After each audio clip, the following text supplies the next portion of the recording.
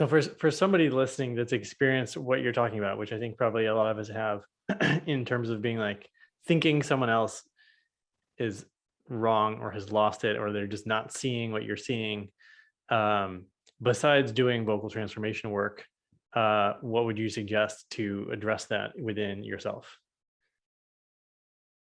Self-love is the ultimate thing.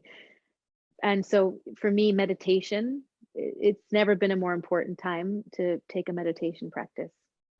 There's so much external input. There's so much misinformation and information. There's so many altering ideas. There's so much of the unknown that is being blasted into us. And because of our need for safety, humans want to belong so desperately. We just want to belong. So even in this fight, we're fighting, I belong to this group.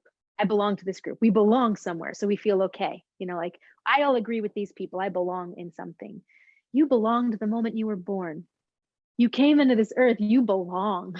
There is nowhere else you belong more than on this planet. Whatever your opinion is, whatever your desires are, whatever it is, the earth welcomed you, and your soul was incarnated into this reality. You belong here while you're here, right? You don't need another human being to tell you that. You don't need anybody else in this race to make you feel like you belong. Instead, go inward and find your light again. The work is about remembering who you are innately. So meditation is a way to quiet the mind, all the thoughts, all the anxieties, all the stresses, like to quiet all the inputs and to get down to the truth that lives inside your being. If you're not going to do the vocal work, which is a moving meditation, it is meditation work, but if you're not going to do that, it's silence in a world of chaos will start to allow you to hear this voice, the heart voice. We just need to tune back in. And when we get into the heart chakra, self-love is much harder than outward love. All of the broken relationships, all of the falling apart really comes from a lack of self-love, self-understanding. If you knew who you were, if you knew how beautiful you were, how powerful you are, if you knew how blessed you are, if all those things, if you understood your consciousness and how precious your life is, you would treat yourself differently and everyone else differently, right? And so I always find when I'm working with the heart chakra, it's always about balance of giving and receiving, right? Humans need to receive just as much as they give. And we find that in our world, we give, and we have a harder time receiving. Even a compliment is hard for most humans to actually receive. Like, oh no, don't say that, you know. We can't receive, right? And so that's the actual first half of giving love. We have to love what we are to really understand what everything else is. So I guess that would be my advice. Whatever your pathway is towards that, music, yoga, dancing, you know, get back into your wild nature, find out who you are again, come back to yourself and love yourself. And from there, approach the world.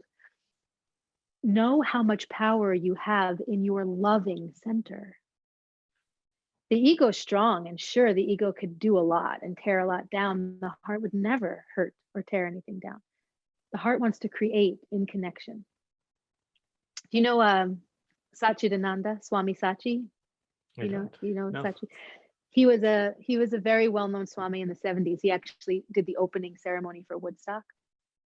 Okay. He was giving a talk one day, and they asked him to speak about the difference between illness and wellness. And without saying a word, he turned around to a whiteboard that was behind him, and he wrote the words illness and wellness.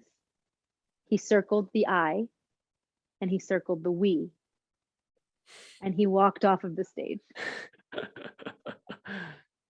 Love it. So this is the big movement of the human race right now. I is the solar plexus. We is the heart chakra. Where there is too much I, we are separate from the source. And dis-ease is the only possibility in that. Moving into the we are connected to the source, And the heart center is the love that can heal all illnesses known to man, right? And that sounds really cliche. And I know that. And I always say that cliches are the truth that the heart understands, but the mind can't quite figure out. So it's tired of hearing it, Yeah. right? The heart is a vibration, it's a frequency. We're not talking about love in the conceptual way that like humans talk about love. We have not figured love out as a human race. Love is still a game of ego.